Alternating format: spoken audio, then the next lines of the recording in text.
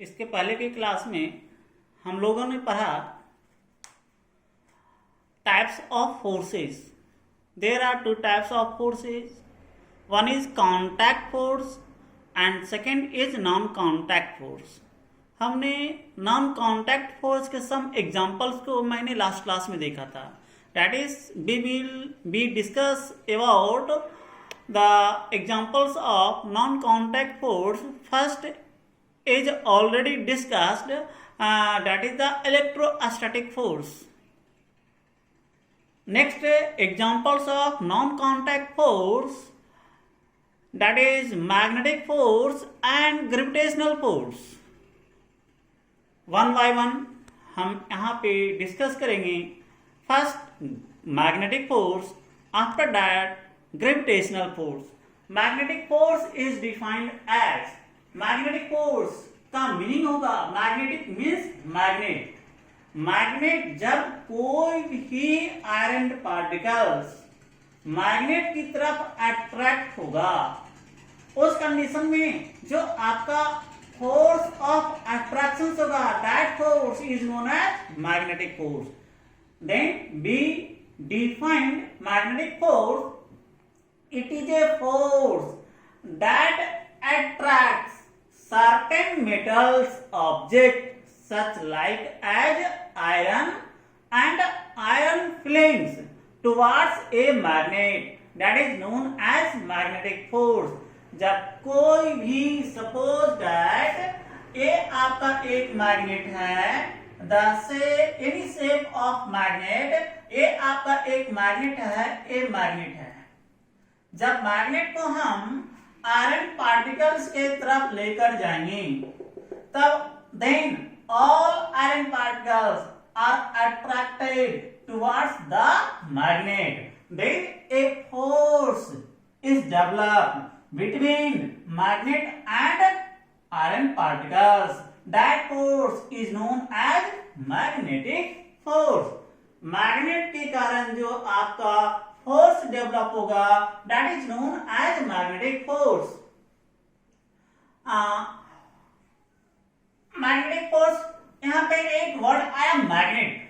तो मैग्नेट का मीनिंग होता है force of repulsion, force of the force of attraction between the magnet and the iron particles. तो magnet का there are some types of magnet. One is rectangular magnet, second is horseshoe magnet. Horseshoe type magnet, rectangular magnet, rectangular bar magnet. The shape of this magnet is rectangle and the shape of horseshoe type magnet is in U type. एक आपका U type हो गया, that is घोड़े की नाल की तरह. That is a magnet. इसके भी टू पोल होंगे. तो मैग्नेट में आप ऑलरेडी जानते हैं there are two poles of a magnet. एक मैग्नेट का दो पोल होता है. ए आपका that is a bar magnet और rectangular bar magnet. That is one pole is one end is north pole and second end is south pole. There are two poles exist in a magnet. एक magnet में हमेशा दो पोल होते हैं. Single pole does not exist in a magnet. Single pole does not exist in a magnet. Single pole किसी भी magnet में exist नहीं होता है. सिंगल पोल का मीनिंग होता है मोनोपोल, यानी कि किसी भी मैग्नेट में only and only. North pole कभी नहीं होगा, ना तो साउथ पोल होगा. जब भी होगा तो पेयर ऑफ पोल होगा. पेयर ऑफ पोल का मीनिंग होगा एक नॉर्थ पोल होगा तो सेकेंड साउथ पोल होगा. That is. अब नेक्स्ट है, अगर इस मैग्नेट को हम कट कर देते हैं, if a magnet is cut into two और मोर देन टू पार्ट. इसी मैग्नेट को जब हम कट कर देते हैं, suppose that if a magnet is cut into two or more than two parts, then the pole also is exist that is the pole, that is the north and south pole. Both are exist in all magnets. सभी magnet में मेरा क्या होगा, north pole होगा and south pole होगा. Magnet को cut करने के बाद भी मेरा पोल पे कोई इफेक्ट नहीं होगा. दैट इज वन आपका नॉर्थ पोल होगा, सेकंड आपका साउथ पोल होगा. सेकंड नेक्स्ट पॉइंट है, जब किसी भी मैग्नेट को when any magnet is suspended through a thread, जब एक मैग्नेट को हम एक धागे से लटका देते हैं, then it oriented in north south pole, ये आपका नॉर्थ साउथ पोल में आके स्टॉप होता है. आपके जो बुक में पॉइंट्स है that is the limited points. Next आपका नोट पॉइंट है, a note point about a magnet that is like pole of a magnet repel to each other. Like pole of a magnet, suppose that एक magnet आपका that is whose pole is north and south, and second magnet whose pole is also south and north, that is like pole of a magnet, that is इस magnet का one pole south हो गया, second magnet का that is पोल आपका south हो गया. both are same pole, then both are repel to each other. जब दो पोल आपका समान होगा तो दोनों के बीच आपका क्या होगा, फोर्स ऑफ रिपल्शन होगा. That is force of repulsion. एक और unlike poles are attracted to each other. एक आपका magnet whose pole is north and south, and second magnet whose pole is north and south, that is the, यहाँ पे आपका south pole है, यहाँ पे आपका नॉर्थ पोल है, तो दोनों आपका अनलाइक पोल है, अलग अलग पोल है, तो दोनों पोल के बीच आपका क्या होगा, फोर्स ऑफ अट्रैक्शन. दोनों एक दूसरे को अट्रैक्ट करेगा. That is unlike pole are attracted to each other and like pole are repelled to each other. That is the concept related to magnet. ये आपका मैग्नेट से रिलेटेड कॉन्सेप्ट है. Second जो एग्जांपल से आपका, सेकंड एग्जांपल से आपका वो आपका है gravitational force. Gravitational force is also the non contact force. ये भी आपका एक नॉन कॉन्टैक्ट फोर्स है. ग्रेविटेशनल फोर्स, सपोज दैट आप जानते हैं when a ball is freely in downward directions, suppose that a pen is kept on hand. If the hand is released, then pen is falling downward directions due to gravity acceleration. तो gravity के कारण कोई भी object अर्थ के surface की तरफ आता है. That is and gravitational force. Her class में हम इसे डिटेल से रीड करेंगे. ग्रेविटेशनल फोर्स का मीनिंग होता है इन यूनिवर्स. यूनिवर्स में जितने भी ऑब्जेक्ट है, in universe all objects are attracted to each other. Suppose that a आपका m1 ऑब्जेक्ट है, ए आपका m2 है, m3 है, m4 है, डॉट डॉट डॉट आपका mn ऑब्जेक्ट है. Suppose that m1 m2 m3 m4 dot dot dot mn are the objects are in universe. All objects are attracted to each other. सभी object क्या है, एक दूसरे की तरफ अट्रैक्ट होते हैं. जो आपका अट्रैक्शन फोर्स होता है, that attraction force is known as gravitational force. That is a gravitational force. Every object in the universe, whether large or small, object आपका large हो या object आपका small हो, there is no effect. आपका object large हो या small हो, दोनों object all objects are attracted to each other. ये आपका m1 है, ये आपका m2 है, सपोज ये आपका 2 kg का ब्लॉक है, ये आपका 10 kg का ब्लॉक है, तो दोनों ब्लॉक यूनिवर्स में एक दूसरे की तरफ क्या होंगे, अट्रैक्ट होंगे. Then every object in the universe whether large or small exerts a force. दोनों ऑब्जेक्ट के बीच जो मेरा फोर्स एक्सर्ट हुआ ऑन एवरी अदर ऑब्जेक्ट, एक दूसरे के बीच में जो मेरा फोर्स ऑफ अट्रैक्शन होगा, that is known as gravitational force. अब suppose that gravitational force is also an example of non contact force. और नॉन कॉन्टैक्ट फोर्स का मीनिंग होता है कि both bodies are not contacted to each other, that is then body are away from to each other. Suppose that two body whose mass is m1 and m2 both are separated by a small distance r. एक मेरा body m1 है, another body मेरा m2 है, दोनों body मेरा एक दूसरे से r डिस्टेंस पे रखा हुआ है.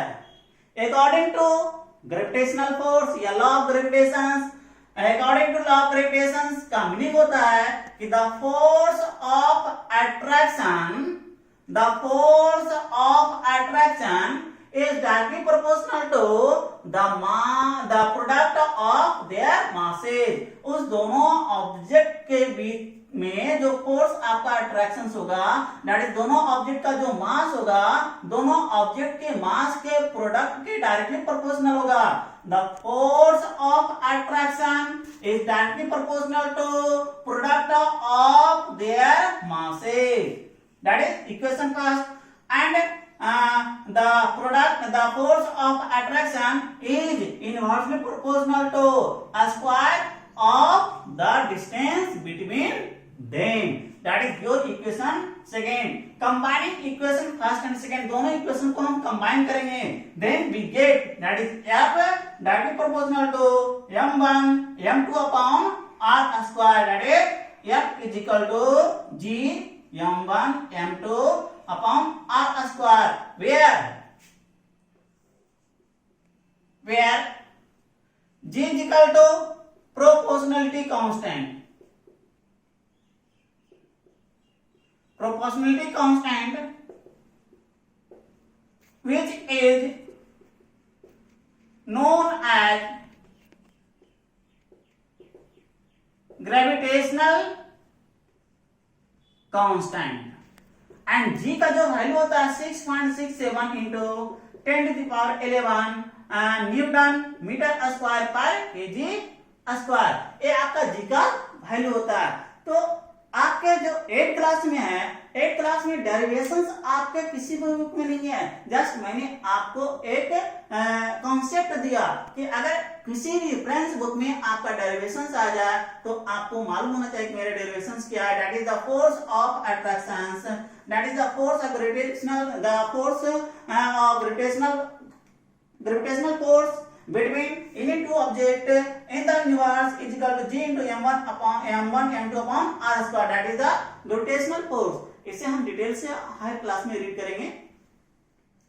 नेक्स्ट है आपका सेकंड, जो आपका अगेन इंपॉर्टेंट है, वो है आपका प्रेशर. प्रेशर प्रेशर मीन्स होता है दबाव. प्रेशर का मीनिंग क्या होता है? प्रेशर का जो मीनिंग होता है, दैट इज जो डिफिनेशन होता है, force per unit area, force per unit area is called pressure. Second point, pressure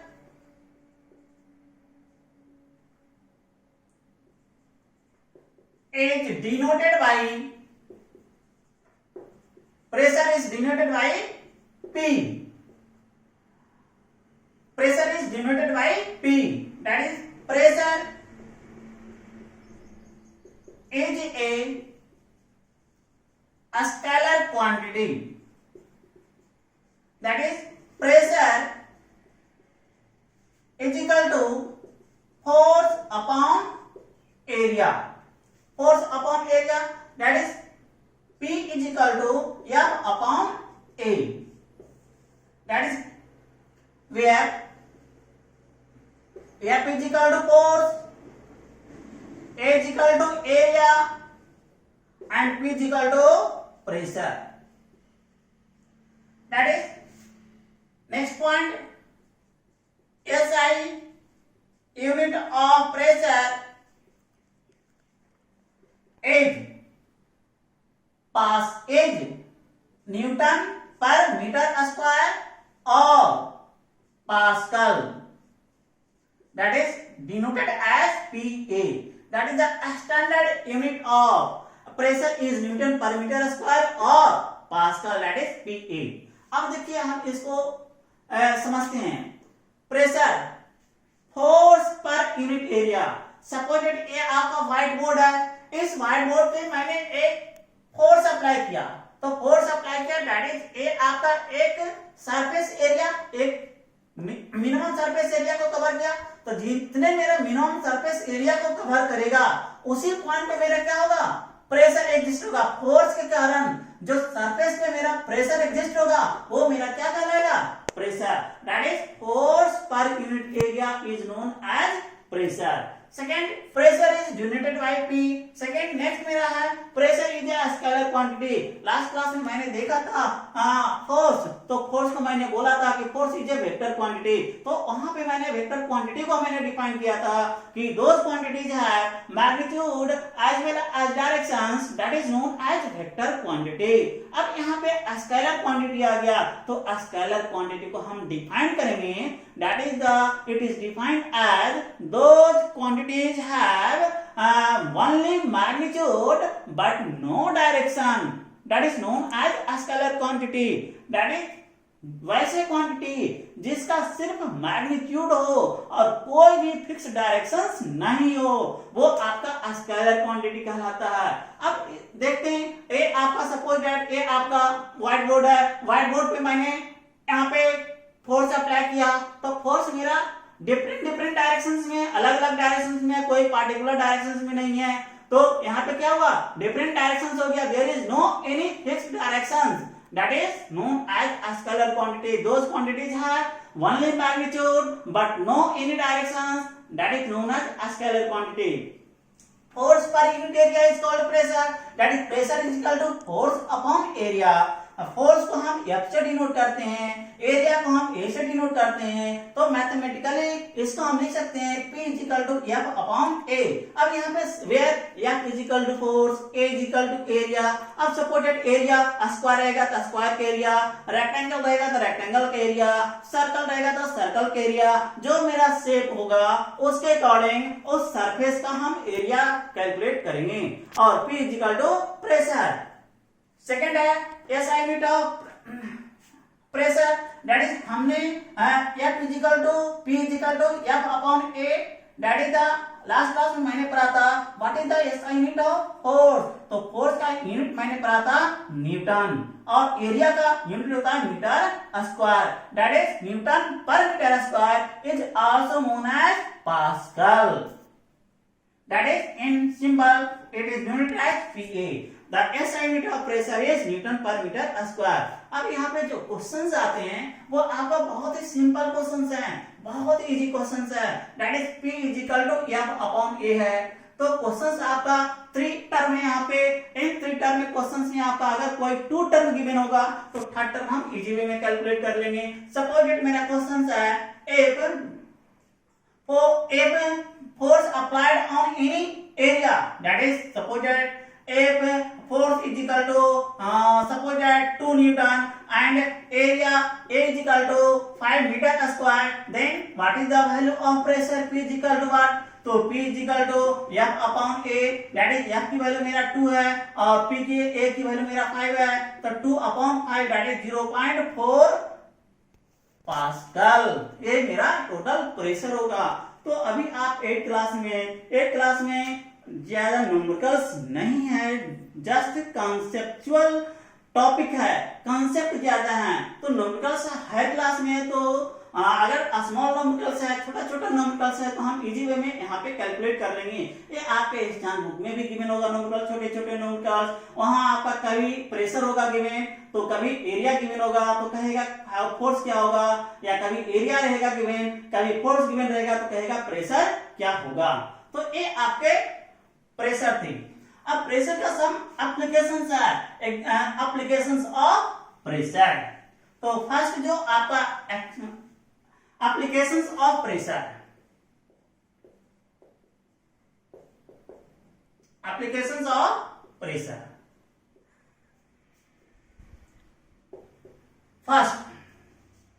first है why a sharp knife cuts better than a butter knife. Why a sharp knife cuts better than a blunt knife. इसका मतलब क्या है, हम धारदार चाकू से easy way में कट कर लेते हैं with respect to blunt knife. Blunt knife का मतलब होता है जिसका धार तेज नहीं है। दैट इज हम शार्प नाइफ से हम वेजिटेबल को इजी वे में कट कर लेते हैं with respect to blunt knife. Then इसका जो आंसर होगा, इस टाइप के आंसर हम एक ही ऑप्शन पढ़ेंगे, बिनो that pressure is equal to force upon area. Force upon area, तो आपका अब देखिए ये आपका ब्लंट नाइफ का जो आपका एरिया होगा, ब्लंट नाइफ एरिया क्या करेगा, एरिया मिनिमम कवर करेगा।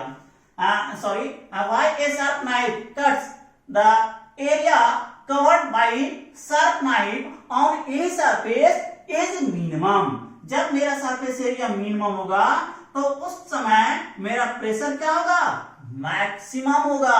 देन इट कट्स इजिली, ये मेरा इजी में क्या होगा, कट हो जाएगा with respect to blunt knife. अब ब्लंट नाइफ में क्या होगा, P equal to F upon A, तो ये आपका ब्लंट नाइफ का क्या होगा, जो आपका धारदार होगा, जाके ये आपका the area covered by blunt knife is maximum, ये एरिया आपका मैक्सिमम होगा। Then pressure will be minimum, तब मेरा प्रेशर क्या होगा, मिनिमम होगा। जब प्रेशर मेरा मिनिमम होगा तो मेरा आपका इजी वे में कट नहीं होगा। दैट इज इस टाइप के आपके आंसर्स होते हैं। जो सेकंड एप्लीकेशंस है, सेकंड एप्लीकेशंस है, why the tip of a needle is sharp. That is why the tip of A needle is sharp. Why the tip of a needle is sharp? जो needle होता है उसका जो front जो आपका forward point होता है, जो आपका टिप पॉइंट होता है, वो आपका शार्प क्यों बनाया जाता है। अब सपोज दैट यही मेरा सपोज दैट ये आपका क्या है, निडल है, तो निडल है तो हम यहाँ पे क्या करेंगे, दैट इज ए, तो ए क्या हुआ, that is A minimum surface area cover किया।